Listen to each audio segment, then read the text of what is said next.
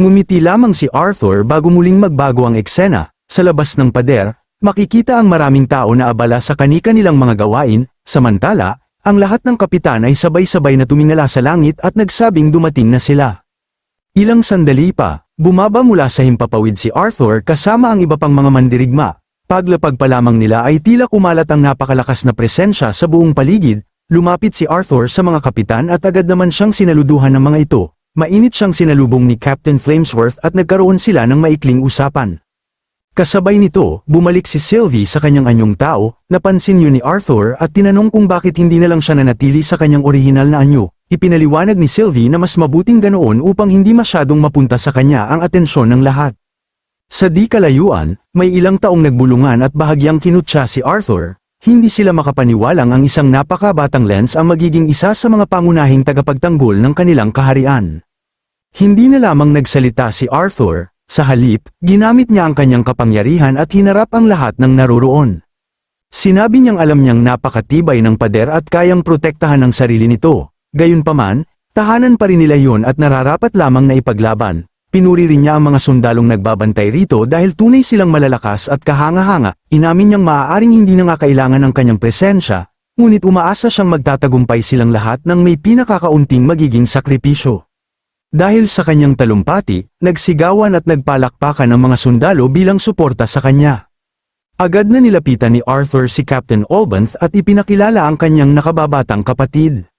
Ipinaliwanag niyang nais ding tumulong ni Ellie sa nalalapit na labanan. Bilang isang mahusay na magic archer, naniniwala siyang malaking tulong ang kakayahan nito sa Bulwark Division. Mag-aalok pa sana si Arthur na subukan muna ang kakayahan ni Ellie, ngunit hindi na siya pinatapos ni Captain Olbanth.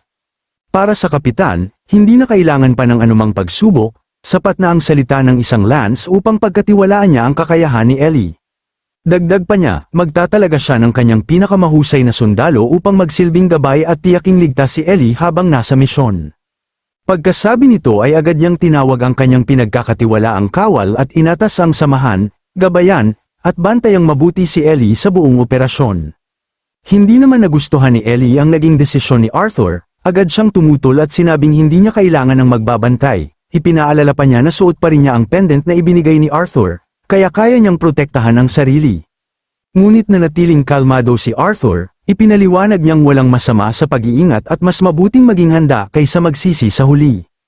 Pagkatapos nito ay ipinakilala ni Captain Olbanth si Ellie sa isa sa kanyang pinakamahuhusay na sundalo. Bago pa man niya matapos ang pagpapakilala ay si Ellie na mismo ang nagsalita. Magalang niyang ipinakilala ang sarili bilang si Eleanor Lewin.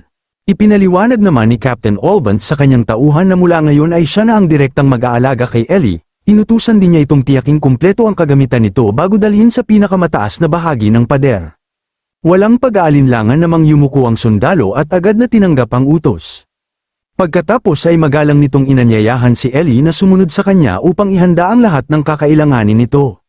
Habang pinagmamasdan ni Arthur ang kanyang kapatid na papalayo kasama ang sundalo, humingi siya ng paumanhin kay Captain Olbanth. Inamin niyang tila nadagdagan pa niya ang responsibilidad ng isa sa mga tauhan nito. Akala kasi niya ay magiging ligtas na lugar ang wall upang doon magsimula ang serbisyo ni Ellie. Ngunit umiling lamang si Captain Olbanth, sinabi niyang sa normal na sitwasyon ay sasang-ayon sana siya kay Arthur.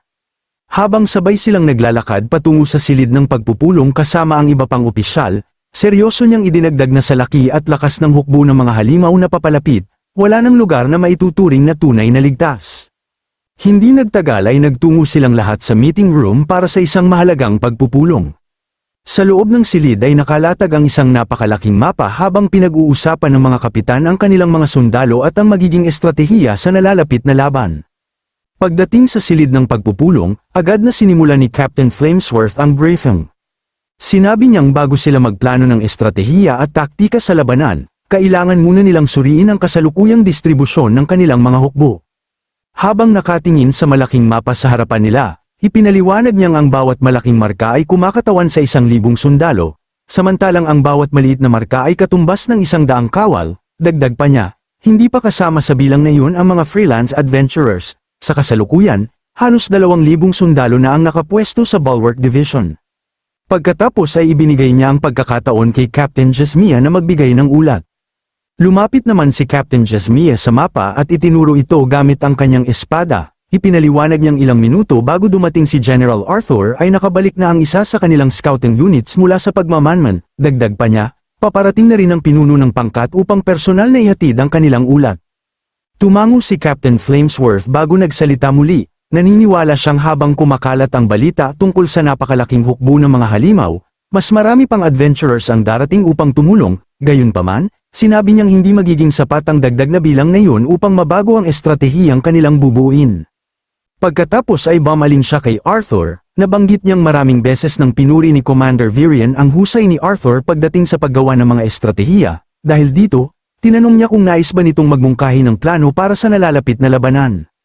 Ngunit magalang na tumanggi si Arthur, ipinaliwanag niyang hindi pa siya sapat na pamilyar sa sistema ng The Wall at sa mga taong nakatalaga rito. Mas makabubuting si Captain Flamesworth muna ang manguna sa pagpupulong. Gayunpaman, sinabi niyang handa siyang magbigay ng ilang mungkahi kung kinakailangan. Tumango si Captain Flamesworth bilang pagsang-ayon at agad na ipinagpatuloy ang pagpupulong. Habang tahimik na nakikinig si Arthur sa pagpupulong, hindi niya maiwasang pag-isipan ang ugali ni Captain Flamesworth. Bagamat hindi niya nagustuhan ang paraan ng pagtrato nito kay Jasmia noon, aminado siyang ang pagiging mahusay, malamig, at praktikal ng kapitan ang dahilan kung bakit bagay ito sa posisyon bilang pinuno. Habang ipinapaliwanag ni Flamesworth ang kanilang estratehiya, agad na naunawaan ni Arthur ang pinakapunto ng plano, layunin nitong mapatay ang pinakamaraming corrupted beast bago pa man makarating ang mga ito sa The Wall. Ngunit kapalit nito, maraming unit ng mga sundalo ang ipapadala sa unahan bilang pansalo sa unang bugso ng pag-atake. Dahil malayo sila sa pader, hindi rin sila maaabot ng suporta ng mga mage na nakapwesto roon. Nagpatuloy si Captain Flamesworth sa pagpapaliwanag ng kanilang plano. Ayon sa kanya, ang pinakamalaking kalamangan nila ay ang kawalan ng maayos na estratehiya ng hukbo ng mga halimaw, maliban sa ilang Alacrian mage na kumokontrol sa direksyon ng mga ito. Umaasa lamang ang kalaban sa napakalaking bilang ng kanilang hukbo. Dahil dito, magpapadala sila ng tuloy-tuloy na mga sundalo at augmenter mula sa Bulwark Division upang pabagalin ang pagsulong ng mga halimaw, samantala, 2 unit mula sa Trailblazer Division ang palihim na lalabas ng mas maaga upang pumwesto sa magkabilang gilid ng kalaban at salakayin ang mga ito mula sa tagiliran. Sa sandaling sabay-sabay ng umatake ang tatlong grupo, inaasahan nilang lubhang mababawasan ang bilang ng mga halimaw bago pa man makarating ang mga ito sa pader, at kapag nasa loob na ng saklaw ng The Wall ang natitirang hukbo, naniniwala si Flamesworth na sapat na ang pinagsamang lakas ng mga Conjurer at ni General Arthur upang tuluyan silang lipulin. Habang nagpapatuloy ang pagpupulong, napansin ni Sylvie na tila may bumabagabag kay Arthur. Sa pamamagitan ng kanilang telepathic connection ay tahimik niya itong tinanong kung may problema ba. Ipinaliwanag ni Arthur na sa unang tingin ay wala namang malaking mali sa plano, totoong hindi biro ang buhay ng mga sundalong ipapadala sa labas ng pader. Ngunit sa kabuuan ay mukhang makatwira naman ang estratehiyang inilahad ni Captain Flamesworth. Gayunpaman, sinabi ni Sylvie na hindi yun ang tinutukoy niya. Pakiramdam lang daw niya ay may kakaibang bagay na hindi niya maipaliwanag. Hindi na natuloy ang pag-uusap nilang dalawa dahil napansin ni Captain Flamesworth na kanina pa marahang tinatapik ni Arthur ang kanyang mga daliri sa mesa, na para bang malalim ang iniisip. Dahil dito ay tinanong siya ng kapitan kung may problema ba. Agad namang humingi ng paumanhin si Arthur at sinabing nag-iisip lamang siya. Magsasalita pa sana si Captain Flamesworth at itatanong kung hindi ba siya sang-ayon sa planong kanilang napag-usapan, ngunit pinutol siya ni Arthur.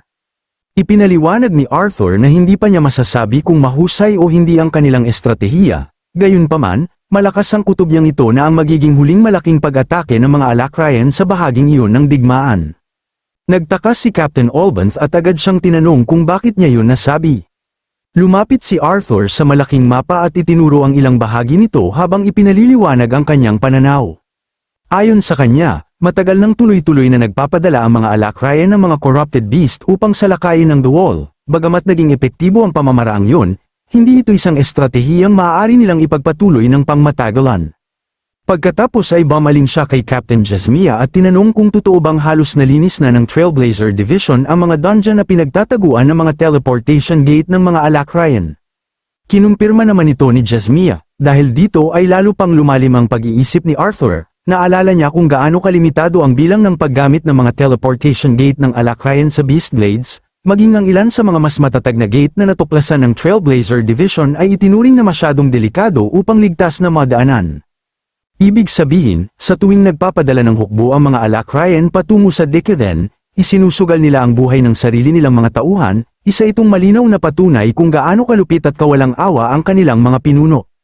Ipinaliwanag pa ni Arthur na dahil kakaunti na lamang ang natitirang gate na maaaring gamitin ng mga Alacrian upang makapasok sa Deceden, halos imposible nang makapagpadala sila ng mga bagong supply sa mga hukbong nasa Beast Glades.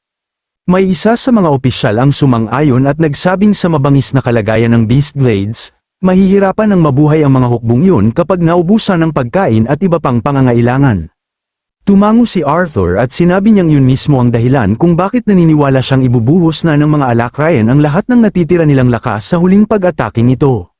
Tahimik na nakinig si Captain Flamesworth bago nagsalita, sinabi niyang naiintindihan niya ang paliwanag ni Arthur, ngunit nais niyang malaman kung paano nito mababago ang sitwasyong kinakaharap nila ngayon. Huminga ng malalim si Arthur bago ibinigay ang kanyang sagot. Kung tama ang kanyang hinala, kailangan nilang muling pag-isipan ang kanilang estratehiya. Hindi na dapat nila basta-bastang isakripisyo ang napakaraming sundalo para lamang mapanatiling buo ang The Wall. Mas mahalaga ang buhay ng kanilang mga tao kaysa sa isang planong umaasa sa napakalaking bilang ng magiging sakripisyo.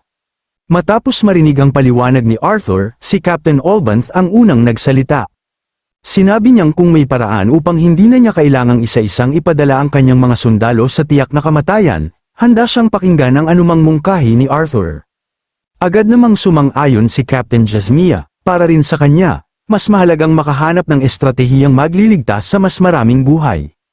Ngunit itinaas ni Captain Flamesworth ang kanyang kamay upang pahintuin muna ang usapan. Matapos ang ilang sandaling katahimikan, seryoso niyang sinabi na bagamat nais din niyang mailigtas ang pinakamaraming sundalo hanggat maaari, hindi siya maaaring gumawa ng desisyon batay lamang sa isang hinala.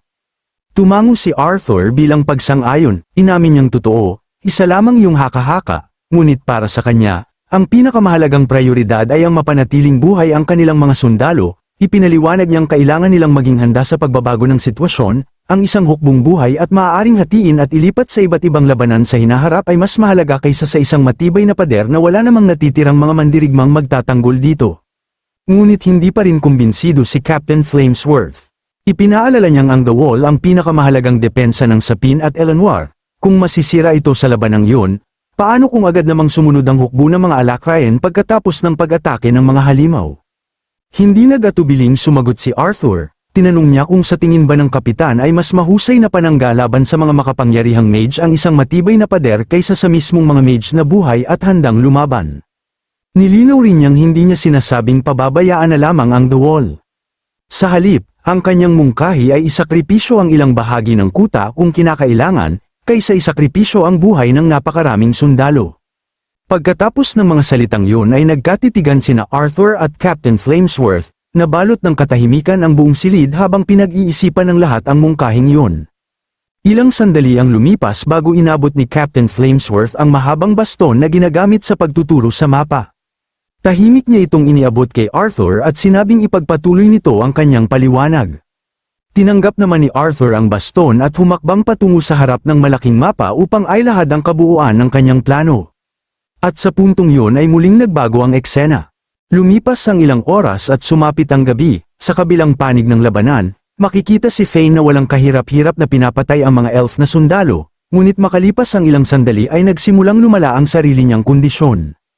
Dahil dito, ipinadala si Circe upang gamutin ang kanyang mga sugat. Paglapit niya kay Fane ay agad niyang napansin ang napakalaking sugat sa balikat nito, labis siyang nabigla sa tindi ng pinsala ngunit agad pa rin niya itong nilapatan ng benda. Habang ginagamot ni Circe ang kanyang sugat, hindi pa rin tumitigil si Fane sa pang-aasar sa kanya. Kahit halatang nanghihina na siya dahil sa matinding pagdurugo, nagawa pa rin niyang magbiro at sabihing bilisan nito ang paggamot bago siya tuluyang mawalan ng dugo. Pagkatapos ay naging seryoso ang kanyang tono. Ipinaalala niya kay Circe na ilang araw na silang nagtatago at patuloy na tumatakas dahil sa nangyari sa Batis, dahil sa padalos-dalos nitong ginawa noon, natuntun sila ng mga elf at lalong naging mahirap ang kanilang misyon. Ipinaliwanag ni Fane na ang ginawa ni Circe ay nagbawas sa tsansa nilang magtagumpay at, higit sa lahat, sa posibilidad na makauwi silang buhay. Sinabi rin niyang hindi lamang si Circe ang pagod, lahat sila ay pagod na at iisa lamang ang hinihiling, ang makabalik ng ligtas sa kanilang tahanan. Ngunit bago pa makasagot si Circe, bigla siyang nakaramdam ng paparating na panganib, agad ding napansin ng iba niyang mga kasamahan ang kakaibang presensya sa paligid. Sa kabila ng kanyang kondisyon, pilit na tumayo si Fane, Matapos suriin ang paligid, sinabi niyang may 2 pang tao ang papalapit at maingat na sinusundan ang kanilang kinaroroonan. Kinabahan ang isa nilang kasama at sinabing hindi na sapat ang barrier na ginawa nila upang maitago ang kanilang presensya kung natuntunan ng kalaban ang bakas ng kanilang mahika. Ngunit hindi na niya natapos ang kanyang sinasabi. Agad silang pinutol ni Fane at inutusan na umalis na sila habang siya ang haharap sa sitwasyon, halatang nahihirapan siyang tumayo dahil sa kanyang sugat, ngunit buo pa rin ang kanyang pasya. Lumingon si Sir sa kanya nang may matinding pag-aalala at agad na nagtanong kung ano ang balak niyang gawin. Bago pa makapagsalita si Fane, pinigilan siya ng isa nilang kasamahan at ipinaliwanag ang plano. Si Fane lamang ang may sapat na bilis upang mailayo ang mga humahabol sa kanila. Siya ang magsisilbing pain upang ailigaw ang mga kalaban at bigyan ng natitirang grupo ng pagkakataong makatakas. Mabilis na tumakas ang 3 alakrayan at dali-daling umakyat sa isang malaking puno upang makapagtago. Habang paakyat, biglang nadulas si Sirs at muntik ng mahulog. Mabuti na lamang at naagapan siya ng kasama niyang nasa unahan, na agad humawak sa kanyang kamay bago pa siya bumagsak. Nang tuluyan silang makapwesto sa isang makapal na sanga, tinanong siya ng isa sa kanyang mga kasama kung maaari na ba niyang gamitin ang True Sense. Hindi na nag-aksaya ng oras si Sirs, agad niyang ginamit ang kanyang kakayahan, at ang kanyang kamalayan ay humiwalay sa kanyang pisikal na katawan upang magmasid sa malayong lugar. Makalipas ang ilang sandali, muling nagbalik ang kanyang kamalayan at dahan-dahan niyang iminulat ang kanyang mga mata. Ayon sa kanyang nakita, malapit na sila sa kanilang patutunguhan, ilang araw na lamang ang kailangan nilang lakbayin bago sila makarating. Bahagya sanang nakahinga ng maluwag ang isa nilang kasama, ngunit bigla siyang pinatahimik ni Sirs, may naririnig siyang mga yabag mula sa ilalim ng punong kanilang pinagtataguan. Hindi nagtagal, 2 elf ang lumitaw habang nag-uusap. Isa sa mga ito ay kilalang may napakalakas na pandama. Ayon sa kanyang kasama, mas mabuting bumalik na sila dahil napakalayo na nila sa kanilang itinakdang ruta ng pagsisiyasat. Dagdag pa nito, milya-milya na rin ang layo nila mula sa huling lugar kung saan namataan ang mga alakrayan, at nagdududa siyang may narinig nga ba talaga ang kanyang kasama. Ipinaliwanag naman ng elf na hindi yun isang tunog, isa lamang itong kakaibang kutob na hindi niya maipaliwanag.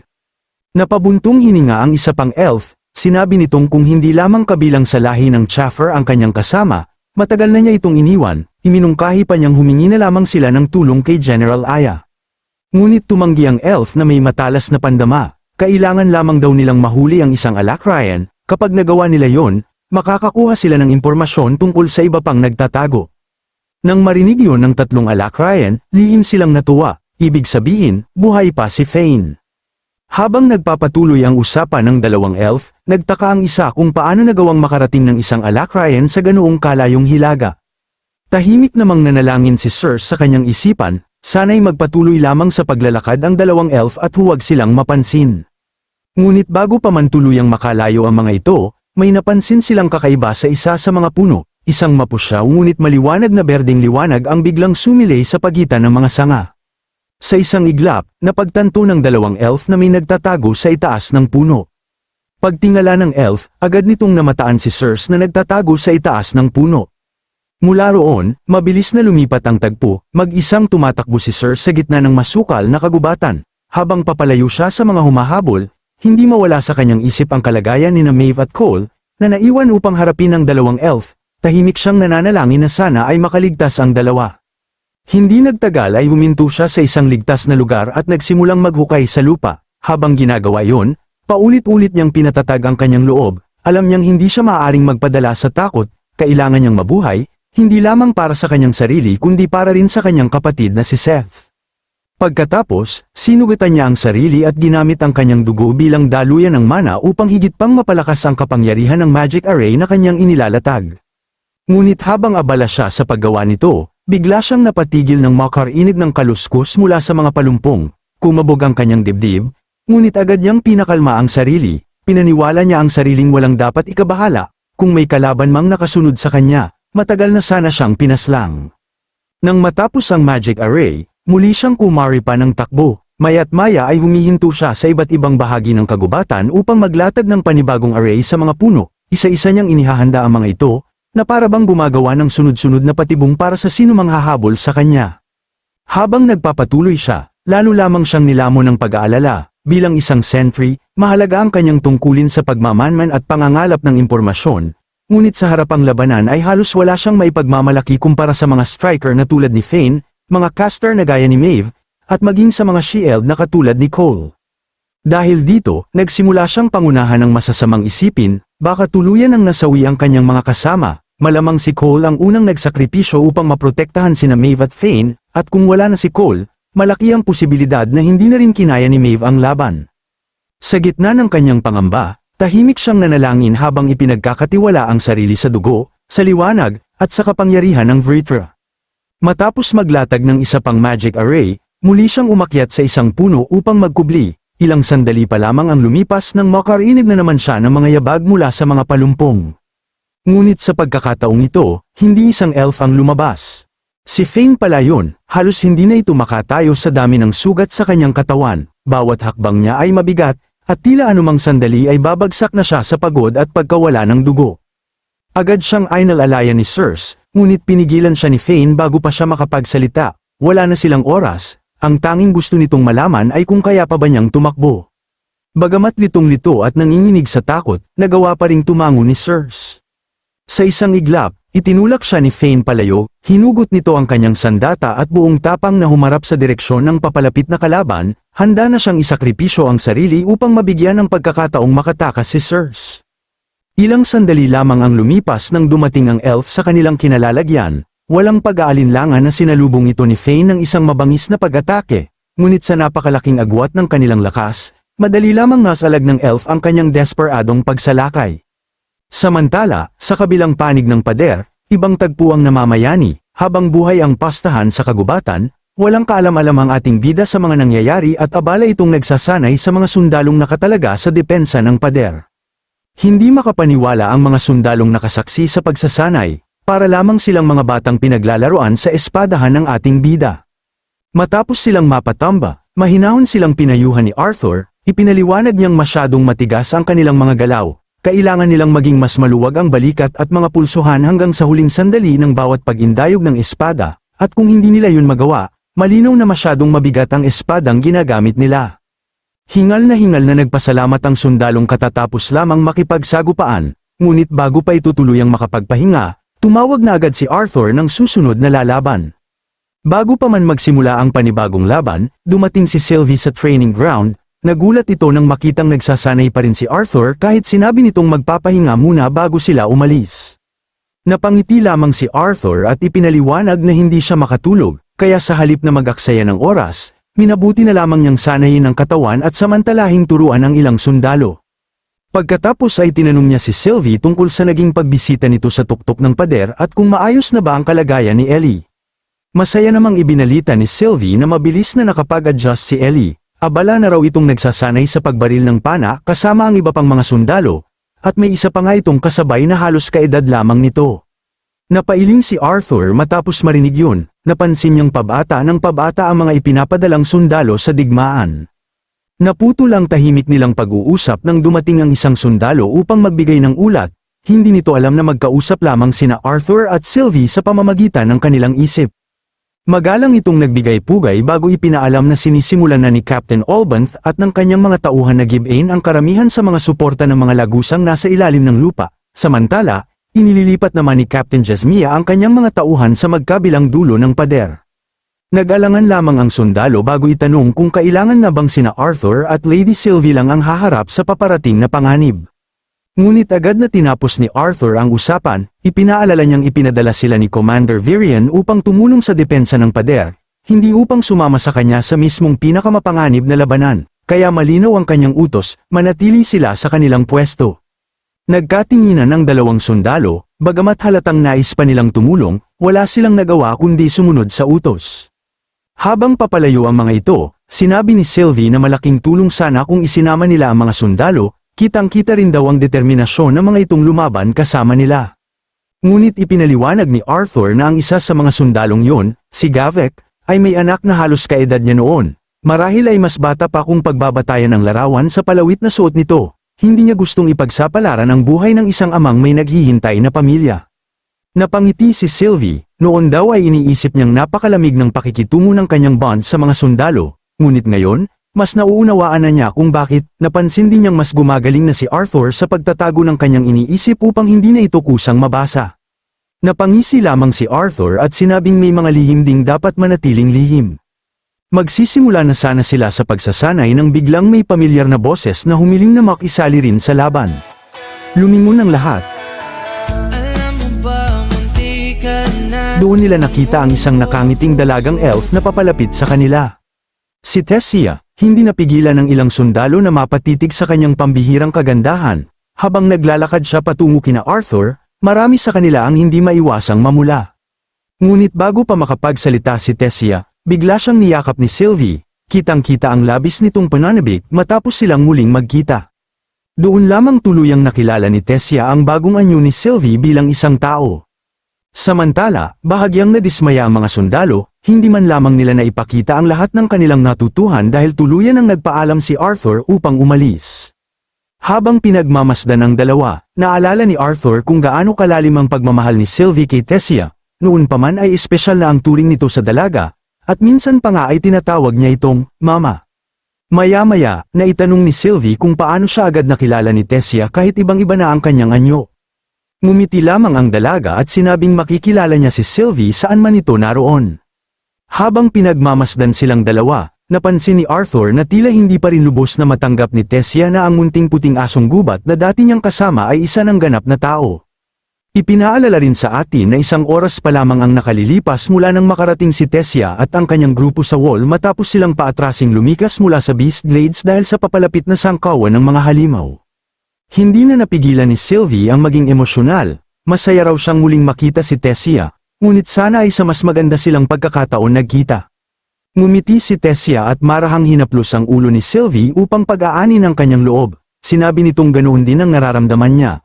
Ngunit nagpapasalamat pa rin siyang ligtas niyang muling nakita sina Arthur at Sylvie, hindi rin niya mapigil ang purihin ang bago nitong anyo, lalo na ang napakaganda nitong mukha at kaakit-akit na tainga. Tahimik lamang na pinagmamasdan ni Arthur ang masayang pag-uusap ng dalawa. Hindi naman nagpahuli si Sylvie sa pagbibiro, ipinagmalaki nitong sinabi ng kanyang lola noon pa man na paglaki niya ay magiging napakagandang dragon siya. Agad namang natawa si Arthur at sinabing mahirap yatang tawaging maganda ang isang 20 talampakang itim na dragon na may kumikislap na dilaw na mga mata at matutulis na pangil. Natawa rin si Tessia bago niya tanungin kung ganoon ba talaga palaging mag-usap ang dalawa sa loob ng kanilang mga isipan. Biro namang sagot ni Sylvie, maayos naman daw silang nag-uusap hanggang sa dumating si Tessia, mukhang ito raw ang dahilan kung bakit bumabalik ang pagiging magulo ni Arthur. Bilang ganti, kinurot ni Arthur ang pisngi ni Sylvie at sinabing yun mismo ang pilyang ugali nito na matagal niyang na-miss. Napahalakhak si Tessia bago humarap kay Sylvie at magalang na humingi ng pahintulot, kung maaari raw sana, gusto muna niyang makausap ng sarilinan si Arthur.